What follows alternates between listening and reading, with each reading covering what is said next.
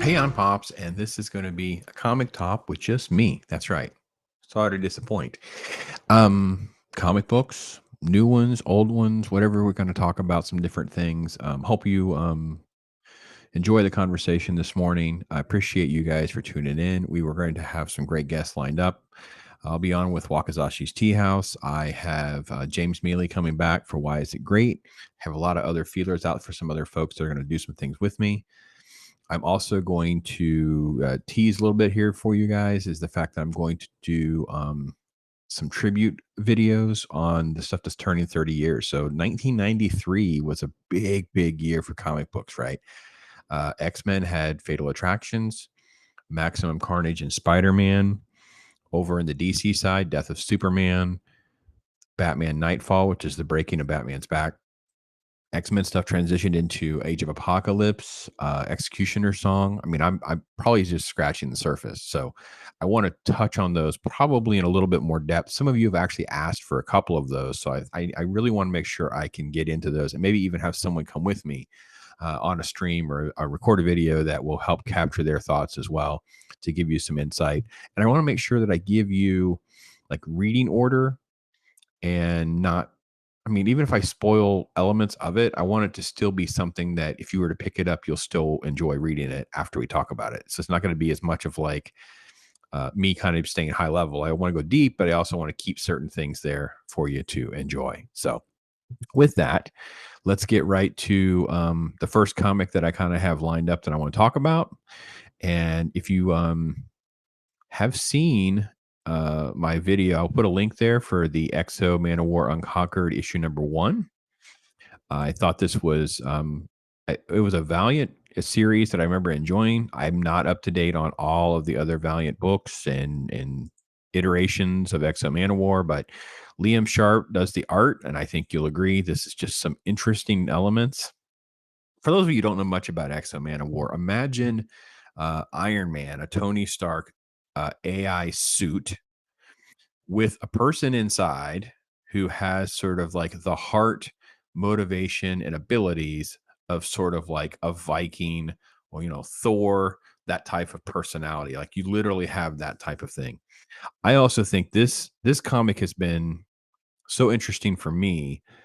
I think this is a missed opportunity. Valiant is missing out on an opportunity where Marvel and DC are not catering directly to fans, especially the nostalgia of the 90s. This book feels very much like that with just some nuances, which I think you'll enjoy. But imagine an X-O Manowar, McFarlane toy scale quality landing in retail, which is where things need to go. They've got to get in front of new customers. They got to have stuff that's in front of, and it needs to say, the X-O Manowar character straight from Valiant Comics. So people go, what is that? Maybe have a picture on the back that shows issue number 1 or whatever this, maybe you have a figure that is for a certain title or a certain series or anything like that. 30th anniversary stuff. Like Valiant's missing out on an opportunity because the other ones are ignoring their customer base. And I understand Comicsgate, Indiegogo, Kickstarter campaigns. A lot of that stuff's being driven by the people that are this talented. They're still selling and creating great quality stuff. So issue number 1 really has to do more with giving you at least a little bit of the backstory and this version of the backstory, and then putting Eric in a situation where he's in conflict again. Here's the introduction comment. Stranded deep in space, Eric of Dacia and his sentient armor Shanhara face down an unknown foe. Though badly damaged, the Visigoth warrior, that's what he is, known as X-O Manowar, prepares for battle for his life and no hesitation because at this point he remained unconquered. There you go. Becky Cloonan and Michael Conrad have credits on the writing. Of course, Liam Sharp's doing the art and the letter. Troy Patiri with Liam doing the cover as well. There's some variant covers. Not a big fan of having so many variant covers for random issues, but that's okay. So you can see the style adjusts itself to the story in a lot of ways. So we're getting sort of like this conflict of this Roman based group of violent warlords and emperor who's attacking him. He's a Visigoth clan. And this is how his armor is on him. You can see this visor here. He's blasting off to face them. This is what he's going up against, the Romans. You can see them coming in. If you like Bosakovich work, Kent Williams work, you'll see some flavors of that in here as well. You also like, the Viking lore, Conan stuff. Some of that's in here. But at the same time, it's also action and superhero based. But you can see some of the blood. It's not, I don't think it's graphic that would be inappropriate for children. Let me go back to the top. Does it have a PG-13 warning? I don't think it has, and I don't think it needs to. Yeah, good. It doesn't need to. And you know why the Marvel and DC have them? Because they have to curse. And it's so retarded. Like their main brands, like Superman and Batman, will have a PG-13 on it. This is a book that has like Viking blood gashing and craziness going on. It doesn't need to be PG-13. It's just, okay, it is what it is. A 9 or 10-year-old, yeah. 5 or 6, yeah, not so much. But, yeah. So these are the leaders. They're basically attacking him. These are the leaders that are aboard their combat vessel, and they're attacking him to get the armor. The entire goal is to figure out how to get the armor and then separate him from the armor for their own motivations, and obviously to, you know, conquer and bloodshed. And you can see he's just going to. And I will say that this is fun because here you have him communicating with Shanhara, who is the AI, and she's talking about, don't get too close. Like, there's a proximity. It's not, and he's like, no, that's a great idea. Let me get closer. It'll be easy to destroy them. I thought it was great, by the way. So it just shows the personality stuff. So anyway, so they kind of they realize that they're going to have to kind of ramp up their attacks, and they bring her in. Her name comes out later, but they fire this thing called a Mortem Sagita missile, which is basically like Roman in Latin. I'm sorry, it's Latin, which makes sense because it's Romans. That it's deadly arrow would be a direct translation, arrow of death, something like that.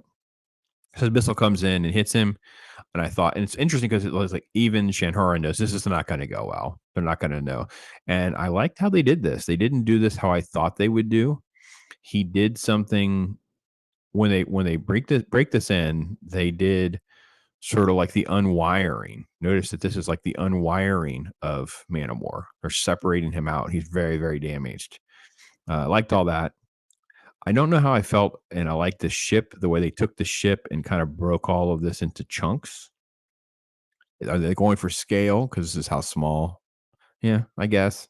Didn't care for that as much. And this is just the aftermath. He's in sort of like chaos mode, coma mode, basically. I don't know that we need to have this sometime later timestamps that we have regularly, by the way. This is him puking. These are his eyes. I didn't care about so much, but other than that, I think this stuff is fantastic, and just the idea of they're bringing him forth before all of their people. They give you enough of the backstory along the way and not like a whole bunch of exposition drops. It's like, I am Cadmus of the Novus Romanus First Legion, which is the new Roman First Legion. We're honored to have you aboard, blah, blah, blah. They're going with the whole feast thing, trying to put some sugar on it first. He's not going to go for that. And you can see they introduce themselves to him. So now you, at the audience, if you don't know who everybody is, you're kind of caught up.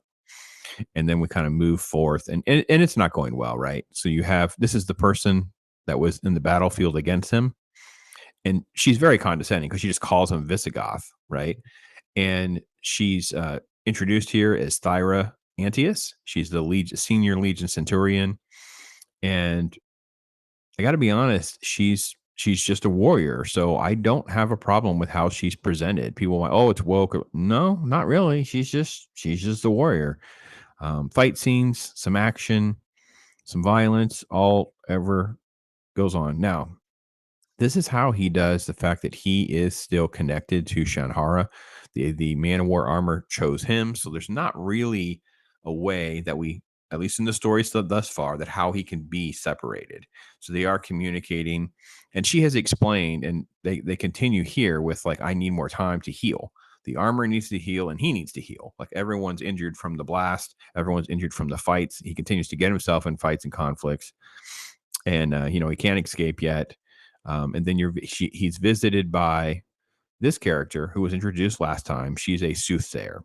Now, what's interesting is how they it's actually strange and awkward, which again, I think is great. If you're going to do some things that have been done in multiple ways in multiple decades, then let's try to find something a little bit different. And he's figuring out how I need to find out what she knows. He calls her a witch, and her name he gives her a name, uh, Nemani, I think would how you would probably go with that. And this is how it's presented on how he's going to get information from her and connect with her. Make a Black Mirror reference, by the way, which I like.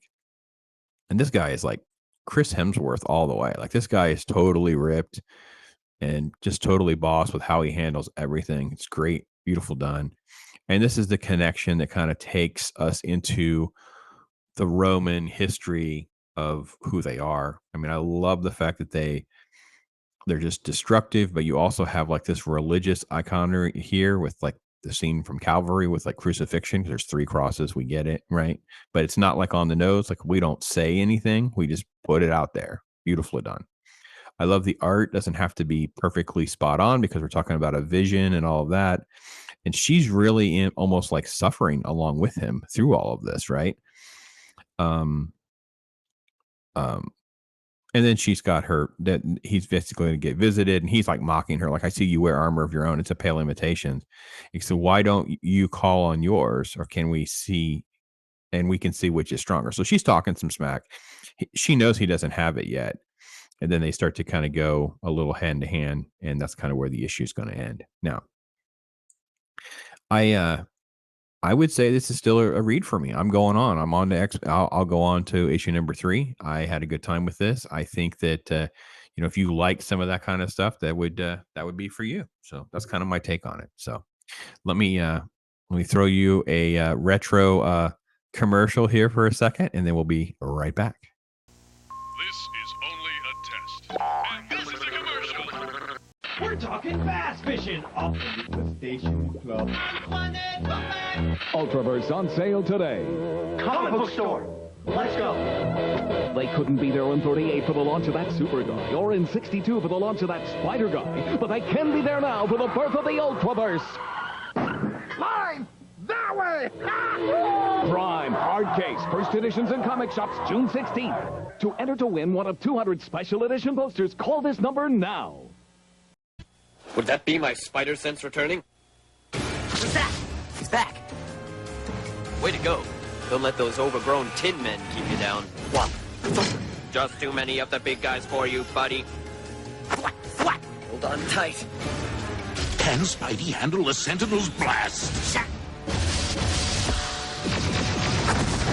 Whoa. Grab a copy of this month's Spider-Man. Marvel Comics, it's mayhem for your mind. Now, back to our show. All right. I hope you enjoyed that. Just took a little pause there, have a little nostalgia moment, right? So before I get to the next comic book / books title that I wanted to talk about briefly was I wanted to ask that if you are watching this now on Wednesday morning, that means tonight we'll be doing a special tribute to Carol Burnett. Carol Burnett turns 90 years old. If you are part of the stream, you'll have an opportunity to win some of those old wax packs that I love to give away. So we'll have a couple that we can put out there for you. Pick a couple winners. It's not something that's going to be widely promoted like I normally do. You either have to be a member or cash it in a video like this where I'm going to tell everybody about it. That's what's going to happen. So if you're there when we do those giveaways, there's a chance for you to get something for free. So just throwing it out there so you're aware of it. Now, I've been wanting for a while to revisit something that I've always enjoyed, and that is the fact that so many movies and elements have been adapted over the years. And one of them that people don't really know is that Men in Black actually was a comic book. Now, this is a pretty rare comic book. This is done by a company called Aircell. And look at the price, $225. $225 back then, that's a little pricey, right? I mean, I'll be honest. It's a pricey book, but it was extremely rare, extremely indie. Like this is not something that would have been widespread. You could actually have been into comic books back then and not seen these for years. You can pick up a first print, like a raw version, kind of like the one that we've got scanned here. You can see the lines on this book, I think. Can you see that in this scan? It's a little hard to see. See how the white is showing up? That's major stress marks, color breaking stress marks. So the quality of the one that's scanned here is not very good. So you can find copies like this for $20 and less. But if you want a nice version, maybe you wanted to have, you're really into Men in Black or something like that, then, so be it. But yeah, these original books done by Aircel, pretty hard to find. I'd be shocked if you, can just run down to your local shop and just grab one. But let me give you a little dose of why I like this book.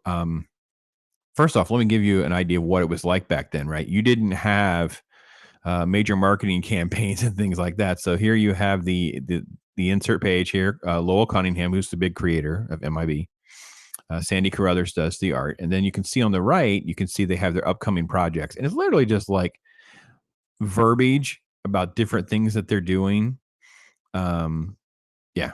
So I liked it. I thought it was good. So anyway, there you go. Men in Black #1, January 1990. Look at this. A thank you to the parents and Rebecca Tompkins. And there you go. Total iconic MIB. It's black and white. A lot of movement. A lot of crazy. And you can see this is K. I mean, this was so well cast as Tommy Lee Jones. It's just wonderful. So this is the part 1. It's called Initiation. Got to get a new partner. And you have these different moments that are kind of presented. And I will admit, some of the art, like this guy's face, I'm not a big fan of that guy's face. But I loved all of this. And then when you get into this and you can see, again, look at this. This is K. The only thing that's not more Tommy Lee Jones was if there was more smoking and stuff in the show. But he's on like a communication with Zed. And just like the movie, I think does pretty well, is it kind of at least starts off pretty unbalanced. Like you don't quite exactly know what you're getting into. And you don't quite understand what these guys are all about. And it kind of goes along in a pretty interesting way. But again, this is an indie comic book from 1990. Look at the detail of the car crashing through, the shards of debris and glass, these barrels being knocked over. Everything has texture, movement, and detail, even though it's in black and white. It's just a beautiful, beautiful book. I loved all of this. I love the fact that it's graphic without being graphic because it's obviously in black and white, but I mean, it's insane. So that's kind of how things kind of play out a little bit. Oh, by the way, this is the equivalent of the neuralizer right here in his hand. This little thing, it looks like just like a flashlight. Like it literally didn't have any sort of like real personality yet. Didn't have anything interesting. And he kind of gets zapped into the initiation, like becoming a member of the Men in Black, right? So it's a lot of narrative and movement, but it's also like strange elements kind of put into place here that I thought it's very much like a universe that you're playing in, right? And he's taking this dude on a little adventure, going on a search, and you know what's going to happen because you've seen the movie. Men in Black is so big now, you get it, right? He has glasses on, so hence the neuralizer doesn't work when you have glasses on. Making change his outfit, makes him put on his own set of glasses, and goes in here to this trailer to confront the guy who basically comes out swinging, right? So yeah, this is the birth of Men in Black. This is how it all started, and kind of took off from here. And I think I just thought I would just point this out. Most people don't know there's a Men in Black comic. Yeah, we're almost to the end of the end of the first issue. I want to go ahead and just share just a little bit of issue number 2. I didn't want to get too far into the series. There's not a ton. First off, this stuff again is not readily available. So yeah, issue number 2. Make sure I got this pulled up for you. Pop that in. Just change the look a little bit, and then there's our insert, and you have the sort of like the encounter stuff with the creature, which was not as much of a cockroach here as it was initially like a grasshopper looking arachnid kind of thing talking to him. But the language is very similar to the cockroach, right? It's like, well, we require your projectile weapon. You want my rifle? well, you can have my gun when you pry it from my cold dead fingers. That is acceptable. Gulp. And I'm like, yep, right out of the movie. So this is again training type stuff, martial arts stuff. Keeping the glasses on, by the way. Like Kay is so confident he is not going to be touched. I mean, he doesn't even take the glasses, right?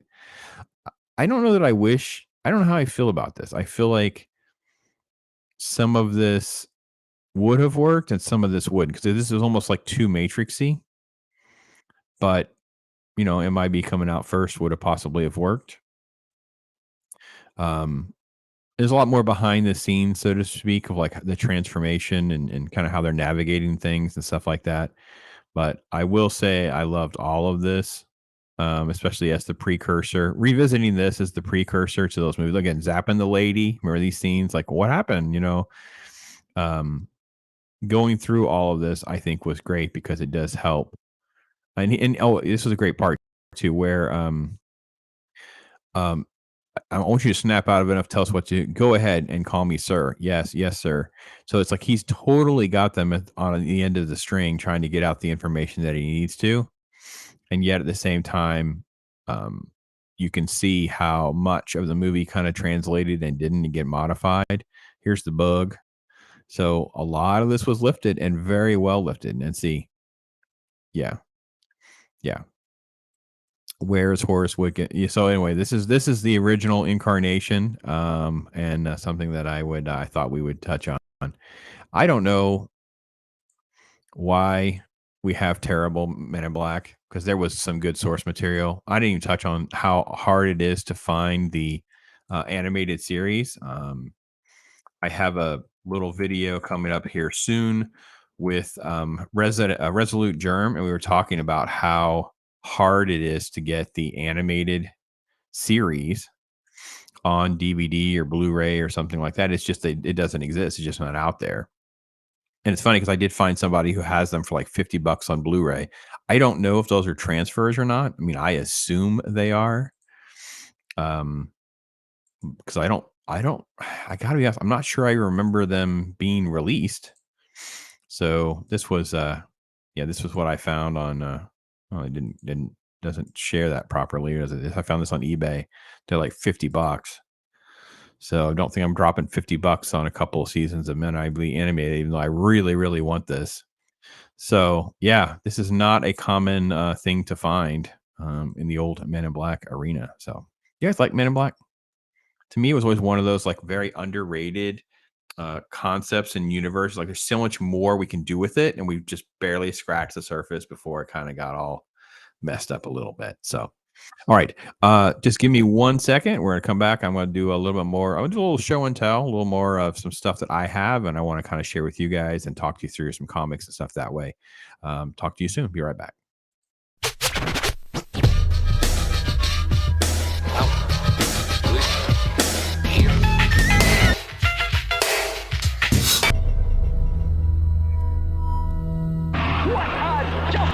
Riding the amazing stunt cycle. That gyro power sends him over 100 feet at top speed. Loop-de-loop, and he's not through yet. Into the dragster. Evil super sprint car with built-in drag chute to slow him down. What a hope. And now, the sky cycle. That daredevil death-defying supersonic skyplane on wheels. And here he is on the super cool chopper bike with the power that can really rip. He's sensational. He's Evil Knievel. He's a knockout. He's ideal. All right, I am back. I know. Turn the camera off for a minute because I have been contacted about comic books, grading them, or ones that are already graded. I want to give you a couple of examples of some things that I hope this will be helpful to you. These are a couple of my blunder books that I got graded. So bear with me. I'm going to try to hold the camera and kind of take us on a little mini tour. Okay. So this is a new book, Hawkeye #1. This is the new one. This is the Kate Bishop book, right? From 2017, right? Yeah, 7.5. Not at all what you want on a modern book. So modern books are so common that unless they're high grades, they're not really worth much. Now, this book came back at 7.5 because, quote, there is a crease on the back. Yeah. Allegedly back here somewhere. And I know what you're thinking. I don't see it either. I think they're trying to point right here. If that is true, I don't see it. If that's true, I don't see it. I've caught this earmark to go back through a clean and pressing process and just have it regraded because there is nothing else going on with this book. But it's literally that sensitive, if that makes sense. It's not as though we're talking about, oh, it's a small thing, so therefore, because 7.5 is still, a fine grade. It's it's not like it's a garbage book. It's just the fact that, if you have, let's say this is a low print run book. I don't know what it is, but let's just say it's 25,000. 25,000 books haven't had enough time in 8 years. They were probably put in bags and boards quickly. So let's just assume half of those are probably still in very good condition, not being read, basically. And then out of that, over time, you have thousands of copies that potentially are going to grade very, very high. Let's say 9.4 and higher. And if people know what they're doing, they know how to clean and press, they know how to check things. You have a lot of 9.8s. I didn't pull up the census for this book. I just did this as just an illustration.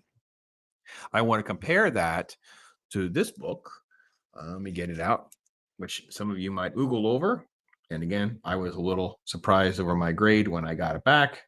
I'm very happy with the book. I mean, I love this book. It's beautiful. It's one of my favorites. It's actually, this is all personal collection stuff that I've just had this whole time. Okay. All right. So then, and again, I did not get this book cleaned and pressed either. Sometimes I wanted to try to see what I could do, what I could get away with. So, all right. So, all right, here we go. Daredevil, very first appearance. I'm sorry, the first Frank Miller on Daredevil. Okay, that's what all this means. Okay, origin, death, Dex Doctor. Right. So here's our book. Very expensive book, hard to find. This is a newsstand version. Right, and you can look at that. That's all very, very good quality, right? Yeah, a 7. Why 7? Well, if we were, the problem is with these webcams, you can't quite really get in the way you want to. But see how there's a little bit of a roll towards that staple upward? You get a little bit over here as well, like it's uneven. Okay, and we're seeing an awful lot of that white. Okay. Now, let me compare that with the back of the book. It is all white, so it's harder to tell. But what this is doing is it's uneven. It's not a clean fold. It's not a cleanly even book to grade higher. Now, what they also claim is that I have some stress marks in here. Let me pull that up real quick, make sure I read this right to you. Quote, moderate spine stress marks to cover. Don't see any of them. Don't see any of them. Maybe in the logo. Let me make sure I got this right. Maybe in here. They're hard to see. Maybe right in through there. There could be some. And I didn't check the back. I see a couple of things right here on the back. They're hard to see at this angle. But right in through here, it's almost like indentation. You can kind of see a shadow right there. One there, one there. And then right here on the back, there's a little dimple. So they don't always do a good job of communicating. So on this one, again, you can't really undo some of that unevenness, but you can get it clean and pressed and get it redone. Now, why did I do all this? Well, first thing is, if you got a modern book, something that's within the last 10 years or so, you need to ask yourself, is it even worth the money to grade it? And what kind of quality is it actually in? Right. And if you're going to pay for these books and they're low grades, then they're not really worth that much money, because who's going to want a lower grade one because they can buy a higher grade one at a pretty reasonable price? You can go over on eBay, let's say, and find a 7.5. Well, you see things that are 8 or 9, and let's say it's $50. Well, okay, if that's $50, and who's going to pay what for yours? $20? And if you want it for wall art, and you want it because you like a cover, or you want it because it's sentimental, and you want it protected in the case and all that, and you don't want to read it anymore. You just want it to be preserved. All of that is fine and totally understandable, especially with older stuff, right? With the Frank Miller book, of course, it is going to be trickier because that's actually a higher value book. There might be some return on even a 7 because some people are like, well, I can't afford hundreds of dollars for higher grades. I'll pay for a 7. For me, whatever the issue is with that book, it's very small. I probably can get it cleaned and pressed and do whatever, and I can easily move that up a few points. There's no reason to believe I can't spend, let's say I got to spend another 30, 40 bucks. I can easily get $100 back if I can get this thing up around an 8.5 to a 9.4. So I think a 9.4 was a fair grade on that book, even with the rolling. But even if it comes in at a 9, I'm fine with that. A couple $100 for a book like that should be fine. This is the quintessential Miller book. I mean, what do you mean to say? I mean, so that one. Now, I missed the window on the Kate Bishop one because it came back so bad. Right. So yeah, I wish I had gotten this back in a higher grade that was timely, but it has issues. So by the way, I pulled it up just to give you an idea of a 6.5 in that Daredevil. You're going to spend about 100, 125 or so. And a 7, it's probably more like 150 to 175, and it goes from there. So again, big difference than a Kate Bishop book. Let's see, Kate Bishop, Hawkeye #1. There's variant covers. So it's a little complicated to find. A 9.8 in that book is now down because obviously there's less demand because the show's not going on. You don't have all speculation and all that kind of stuff. Less than $100. So I've kind of missed my window on that one. Someone's got a 9.6 going through an auction currently, but as I'm recording this, that is got 10 hours, so it's not going to sell for this. But even then, it's only at like 30. It's going to cost you like $35. Now I expect it will go a little bit higher than that, but obviously, yeah, that's what we're talking about. So a very fluid market, supply and demand, quality, all those things factor into it. So hopefully this was helpful. Again, I have no problem with your questions, your comments. I don't want to hurt feelings or anything like that, but I am just trying to be honest. I don't want people to be misled, waste money, waste time, those kinds of things. So that's my take on it. So hang on one second. I'm going to come back and then we'll close out this week's comic book talk. Thank you so much. This is the Hulk. You can place the Hulk into the Rage Cage. With a few pumps of the Hulk inflator, you can make the Hulk grow in size. Rip out of the shirt. And break out of the Rage Cage. The Hulk comes complete as shown. Some assembly required from Fun Stuff.